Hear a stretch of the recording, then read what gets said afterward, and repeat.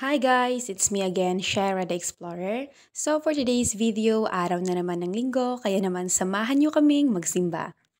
1:30 pa lang naman ng hapon, kaya naman nagluto muna ako dito ng baduya. By the way, naligo na nga ako dyan bago ako magluto para naman pagkatapos kong mag-snacks ay alis na ako papuntang simbahan. And chidan! Tapos nang maluto yung ating baduya. So first time ko ma-perfectanan nga manami ang pagkakaluto. So, syempre dahil coffee addict tayo, kaya nga tayo palaging kinakabahan at nagpapalpitate kasi naman addict tayo sa kape guys. Nagkape nga muna ako at nag-snacks kasi naman guys, hindi ako nakakain ng lunch kanina. Though nakakain ako ng lunch pero yung kinain ko lang ay yung kabugaw na galing pa sa bukid nung dumalaw kami kina lolo nung Saturday. And I also want to take this opportunity para magpasalamat sa aking mga supporters and viewers.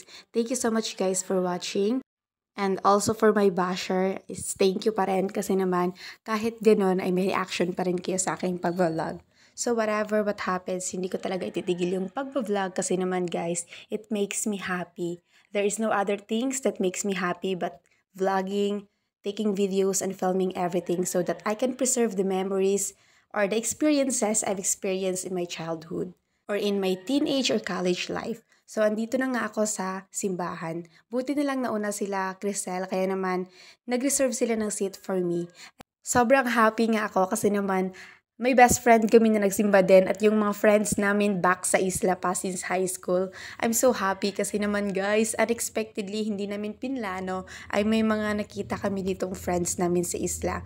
Katulad na lang kay Rose Ann, Naphtali, Jesseline, Angel, Miljon and Mary Joy, one of our best friends ni Crisel. Hi guys, welcome to our vlog. Nakakatuwa nga kasi hindi kami nagkakalimutan kahit magkaiba-iba kami ng schools at hindi kami palagi nagkikita ay same vibes pa rin kami at gaya ng sabi ko sa inyo, every Sunday na lang talaga yung bonding moments namin na magpi-friends kasi naman guys, we are busy in our studies and I am doing this vlog para naman pag magtrabaho na kami ay mayroon kaming memories na babalikan when we are in our college. After church ay pumunta muna kami kay Aning, sinamahan ako ni na Mary Joy at ni Mel John. Ihahatid ko na kasi ngayon yung order na in-order niya kasi naman dumating na. So, sa mga curious, nagpapa-order pala ako ng mga items, anything na ma-order sa TikTok. Tapos, yung mga suki ko talaga yung nasa isla namin. Kasi ako nag-order dito tapos ipapadala ko na lang sa isla. At saka yung ibang friends ko din na nandito sa Rojas ay sa akin din nag-order. Maybe in my next vlog ay makikita nyo kung ano yung ginagawa ko, kung paano ko pinapak at pinapadala sa isla. And that's all for today. Thank you so much guys for supporting me and to all people out there guys, do things that makes you happy guys. Basta hindi lang kayo nakakasakit ng tao and that's all.